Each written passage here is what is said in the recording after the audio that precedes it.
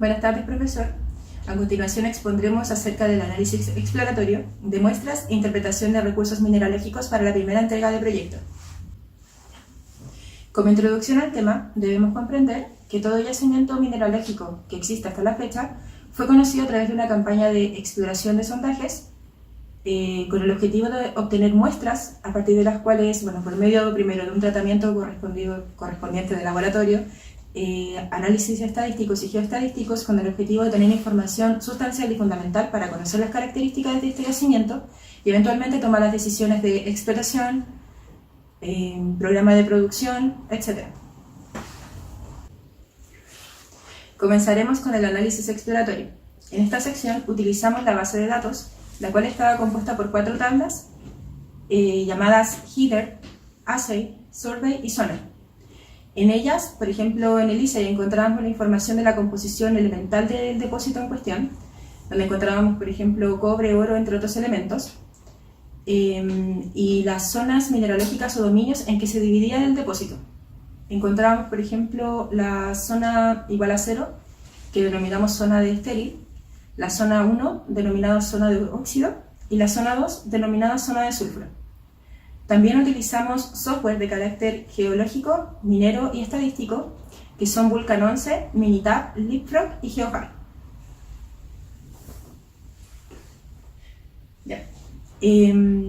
Para poder realizar de manera prolija el análisis estadístico de los datos, primero se debe validar esta base de datos empleando el software Vulkan 11.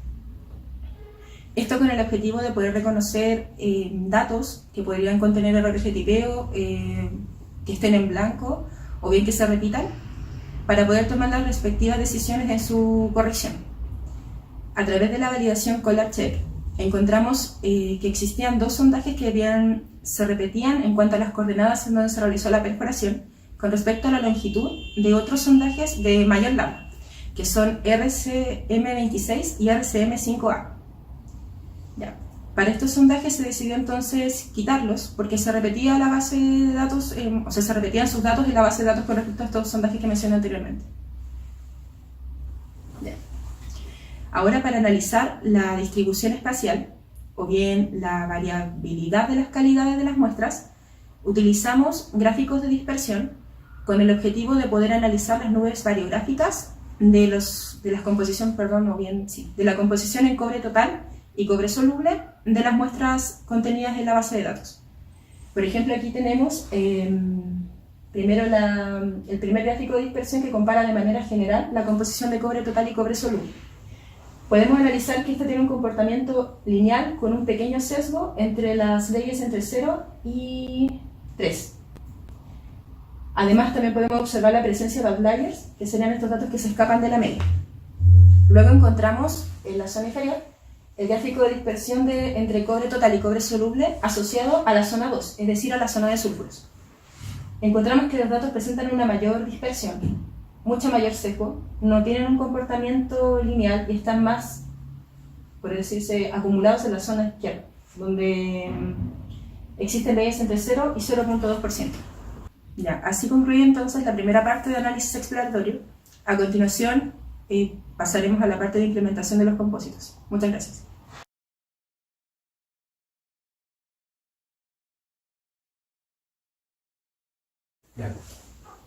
Hola, mi nombre es Matías Casabone y yo voy a hablar sobre la implementación de los compósitos. La compositación lo que hace básicamente es un cambio de soporte de las muestras. Esto se realiza para que cada una de las muestras sea representativa y tenga un mismo peso. Vale decir que lo que yo hago es tomar los sondajes y cada una de las muestras que yo obtuve de los sondajes, llevarlos a un soporte de mismo tamaño, a una longitud de mismo tamaño, la cual afecta a la ley y las variables que contenga la muestra. Este proceso se denomina cambio de soporte. Para realizarlo se hace un análisis estadístico de las muestras, el cual vemos acá detallado, en donde generalmente lo que se hace es el cambio de soporte será igual a la media de las muestras. En nuestro caso la media es 1.5 metros. Y ese es el cambio que nosotros vamos a realizar. El método que utilizaremos nosotros será por rank-len. Este método considera que se combinan intervalos regulares de muestra, y lo elegimos porque el método de compositación geológica y compositación bench no eran posibles llevar a cabo porque teníamos poca información al respecto.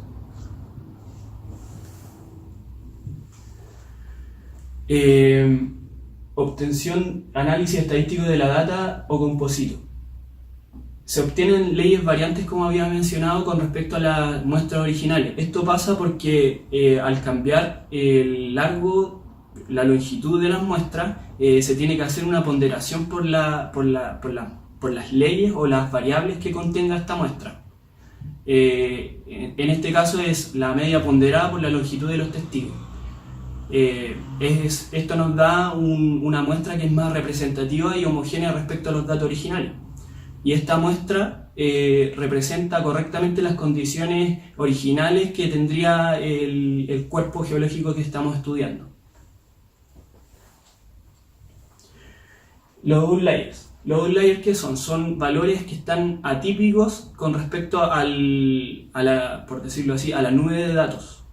Estos valores nos producen un sesgo y además de eso una dispersión que podría malinterpretarse a la hora de estimar.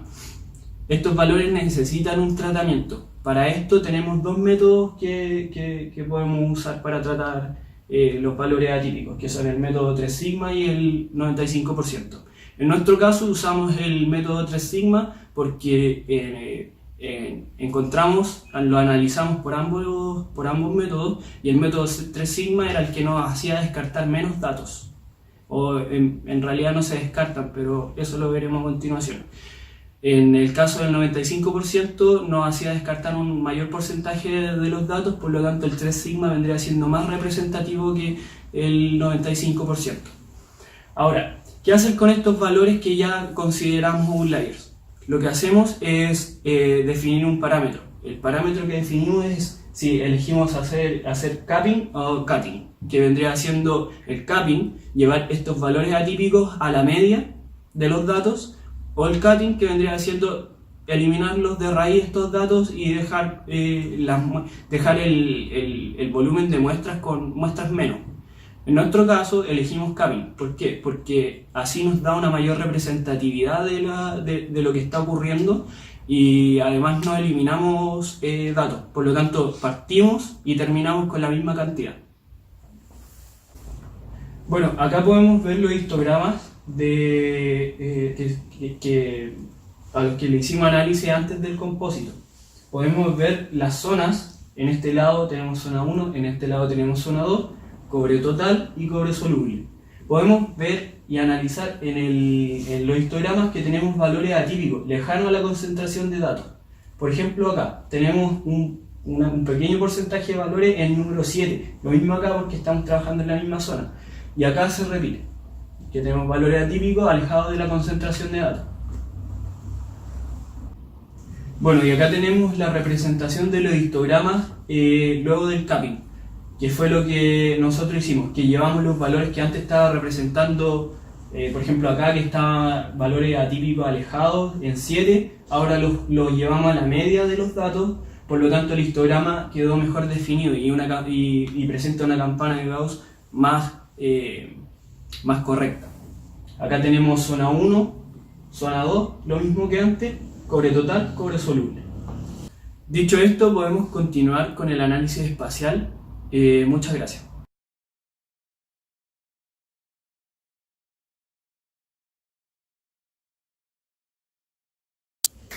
Hola, ¿qué tal? Soy Diego Luna y les voy a explicar ahora análisis espacial. Bueno, posterior al análisis que hicimos de los outliers, nos pudimos dar cuenta de que estos datos generan una pequeña distorsión en la forma en que se va a trabajar. Entonces nosotros tenemos que tomar esas distorsiones y eliminarlas, o poder cambiarlas. Como dijo mi compañero, logramos poder cambiar estas distorsiones para poder trabajar en variografía, que es lo que vamos a ver ahora. Bueno, en el análisis espacial, nosotros vamos a tener que tomar decisiones para poder decir más o menos qué forma va a tener una mejor representatividad con los datos que estamos trabajando. nosotros vimos que teníamos datos que, aunque una variación no tan grande, sí podía generar cierto ruido a la hora de trabajar los variogramas. Entonces, nosotros sabemos que los tipos de variografía que podemos trabajar y que generalmente se utilizan en la industria son el semivariograma, el correlograma, la covarianza y el pairwise. De la manera más abreviada, pairwise. Bueno, vamos a centrarnos en solamente dos tipos. ¿Por qué? Porque entre la utilización y poder demostrar y decir más o menos cada uno tiene un aspecto matemático que es muy amplio. Entonces solamente vamos a fijarnos en las condiciones que tienen estos dos y por qué vamos a decidir entre uno u otro. Bueno, tenemos que el semivariograma no necesita ninguna condición. Generalmente es el más utilizado en la industria y en la mayoría de los análisis de datos porque cumple que cualquier variable que sea regionalizada se puede trabajar, a diferencia del correlograma. El correlograma necesita que sea una variable regionalizada, vale decir que tenga un ambiente, o sea, que tenga una preponderancia en el espacio y que sea estacionaria, que no tenga un cambio en el tiempo, que a nivel humano, el aspecto geológico, no tiene un cambio que sea muy notorio, tendría que ser 2000 años en adelante, que sería mucho. Bueno, elegimos correlograma entonces porque nosotros estamos trabajando con una dominancia que se filtra en función de zonas. Lamentablemente, cuando uno hace ese tipo de filtro, sobre todo en distintos software, se genera un pequeño sesgo. Ese sesgo se puede eliminar gracias al correlograma. ¿Por qué? Porque usa una función distinta al semivariograma. Bueno, como dijimos, vamos a utilizar el correlograma. Vamos a ver entonces un ejemplo de cómo se salieron estos correlogramas para la dirección preferencial. Como se puede ver a continuación, aquí se genera el pequeño análisis de anisotropía, pero esto más o menos no vamos a ahondar mucho, porque como nosotros estamos utilizando Vulkan 11, la función de Analyzer te deja que estas anisotropías se trabajen en general con el cambio aquí en el giro del mapa. Bueno, para no ahondar entonces en la anisotropía, nosotros ya dejamos puesto cuál va a ser nuestra dirección preferencial para cada tipo de variable. Podemos encontrar arriba la variable de QT en la zona 2, la variable QT en la zona 1 abajo, a nuestra derecha la variable QSOL en la zona 2 y abajo la variable QSOL en la zona 1. Como podemos ver, tenemos distintas formas en las cuales se ubican en el espacio, pero tenemos una curva que se acerca un poco a la manera más real que se puede trabajar. Bueno, les voy a hablar entonces del modelo estructural. Es importante definir el modelo estructural porque esta va a crear la base de la función en la cual vamos a trabajar en el variograma para poder definir la representatividad de los datos en función de un crigeo en el modelo de bloques. Bueno, nosotros vamos a definir una característica del modelo estructural que va a ser un tipo anidado. Vamos a trabajar con dos estructuras. ¿Por qué dos estructuras? Porque así podemos definir mejor a lo largo del variograma y poder armar una función un poquito más representativa. Y la vamos a trabajar de tipo esférico. ¿Por qué? Porque se ajusta mejor a la pendiente que estamos trabajando en el correlograma. Bueno, tenemos las direcciones, en la dirección preferenciales que se mostraron en la imagen anterior. Estas direcciones preferenciales se trabajan en el grado mayor, en la dirección mayor. Pero con esa dirección preferencial, en 90 grados vamos a poder sacar la semidirección y la minor dirección. También vamos a trabajar con el variograma tipo downhole. ¿Para qué? Para ver el efecto de pita del inicio y poder así ajustar un poquito más la recta a la forma más real, como en la siguiente imagen. Bueno, aquí se puede ver lo que estábamos diciendo anteriormente. Tenemos los gráficos. En los gráficos tenemos la zona de QT en la zona 1, QT en la zona 2 en la parte superior derecha. En la parte inferior izquierda podemos ver el QSOL 1 y en la parte inferior derecha podemos ver QSOL zona 2. Como podemos ver, la curva se ajusta lo más cercano posible a lo que se estaba trabajando. ¿Y quiere decir esto? Que podemos encontrar esta función mayor representatividad. Esta mayor representatividad es súper importante porque esta nos va a permitir estimar la mayor cantidad de bloques con menor incertidumbre posible. Bueno, como podemos ver entonces, gracias a esta curva, a esta función, tenemos que definir un modelo geológico para armar el modelo de bloques y para aplicar el crigeo. El modelo geológico se lo voy a dejar más adelante con mi siguiente compañero. Muchas gracias.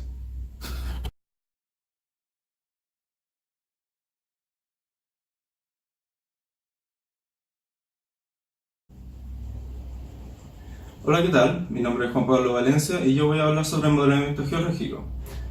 Con los datos iniciales entregados como Collar, Survey y ASAI, se puede hacer una visualización tridimensional en el software Leapfrog. Importamos estos sondajes y se puede representar como la imagen que tenemos aquí de fondo, donde el verde se puede decir que es óxido, rojo es sulfuro y estéril es azul.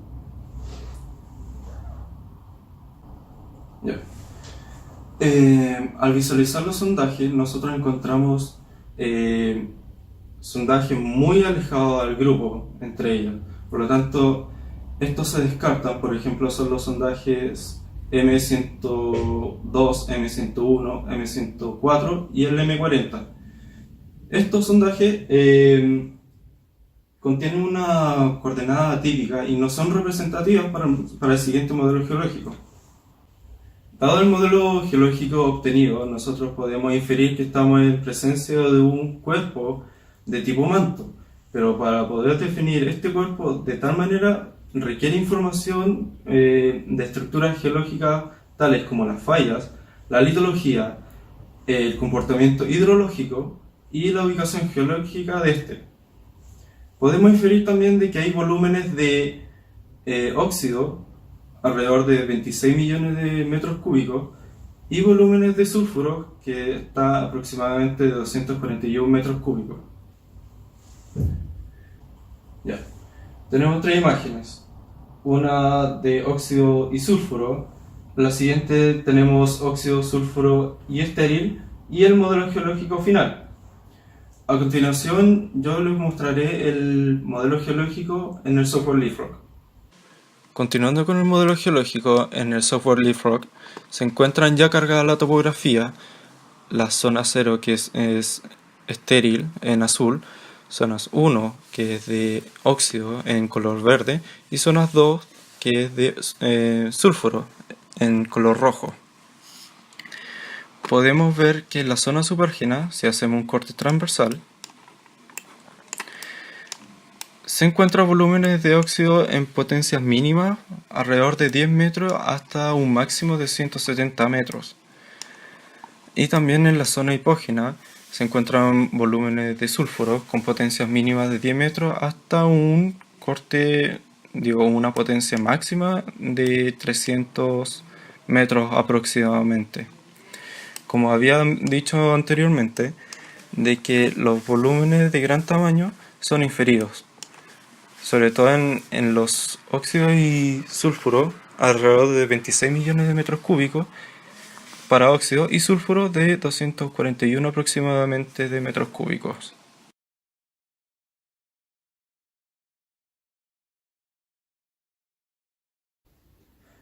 Hola, mi nombre es Diego Nielsen y yo les voy a hablar sobre el modelo de bloques. Bueno, primero para la creación del modelo de bloques tenemos que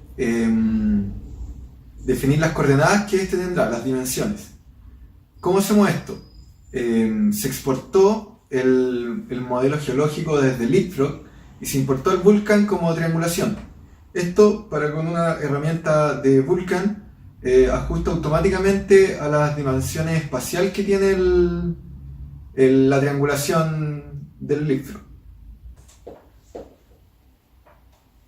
Bueno, la elección del tamaño del bloque es muy importante, ya que a medida que aumenta el tamaño del bloque, las leyes se van emparejando, y a medida que, mientras más pequeño el bloque, el error de estimación aumenta. En la práctica, lo ideal es elegir el tamaño del bloque según la unidad de medida de selección minera, que en el caso de la minería de cielo abierto sería la altura de los bancos. Pero en este caso en particular estamos recién en la estimación de recursos, por lo que no tenemos información sobre la posterior explotación de este yacimiento, de este recurso.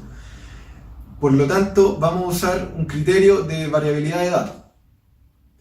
La variabilidad de los datos, mientras es más alta, el tamaño del bloque tiene que ser más bajo para poder tomar todos los datos que representa, para que sea más representativo.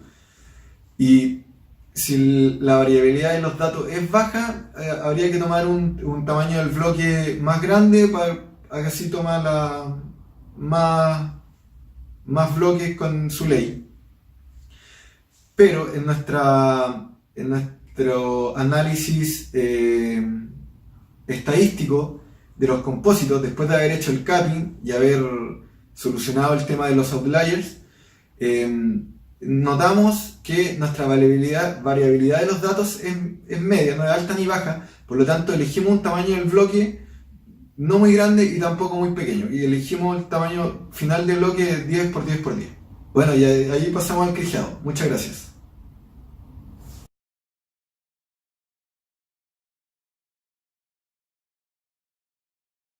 Bueno, yo les voy a hablar un poquito sobre el Kriging. El Kriging decide el mejor estimador matemático lineal insesgado para generar una interpolación entre un modelo estructural y un modelo de bloques.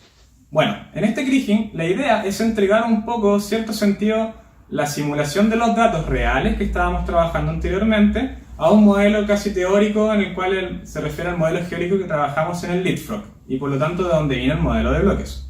La idea es entregar una cierta representatividad, por eso el ajuste de curvas que trabajamos en análisis espacial es tan importante para crear este modelo estructural, pues este modelo estructural definirá la mayor cantidad de certeza cómo se genera esta correlación entre los datos y así crear una estimación en el modelo de bloques. Bueno, vamos a trabajar con un tipo de Kriging en especial, pero vamos a explicar un poquito más o menos cuáles son los que se trabajan en la industria. Trabajamos con Kriging ordinario, se puede trabajar con Kriging simple y con Kriging de indicadores. En la industria también se trabaja con simuladores o otras formas un poquito más modernas, pero en este caso vamos a trabajar con Kriging ordinario. ¿Por qué Kriging ordinario? Porque Kriging ordinario es más optimista, mejor dicho, en referencia a los datos que están secuenciados temporalmente. Entonces, ¿qué genera esto? Genera que tenga una mayor representatividad y que a la vez la mayor cantidad de datos de los bloques pueda ser estimado. Bueno, con esto y aplicando el Kriging que se hace en el software Vulkan 11 mejor dicho, vamos a poder tener una estimación de los bloques directamente, el cual va a tener unos resultados que vamos a ver a continuación.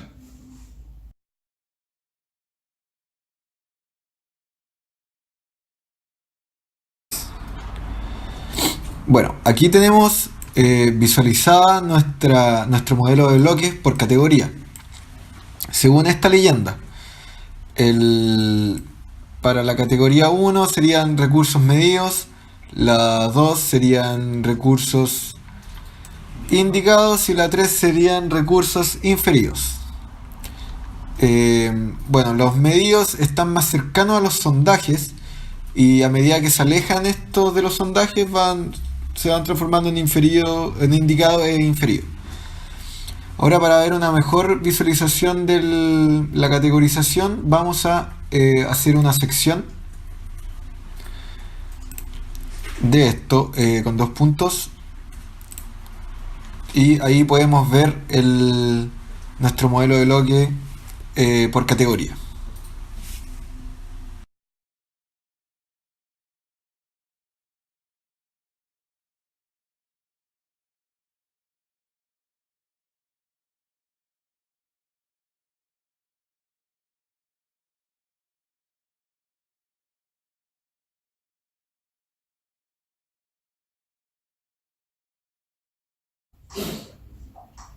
Bueno, y para finalizar y como observación, podemos decir que todas las decisiones que tomamos a lo largo de este proyecto, sea como el tipo de bibliografía a utilizar, cómo trabajar con los outliers, el tamaño del bloque, fueron decisiones correctas, ya que obtuvimos un modelo bien apegado a la realidad y no solamente un modelo virtual o digital o un modelo de software.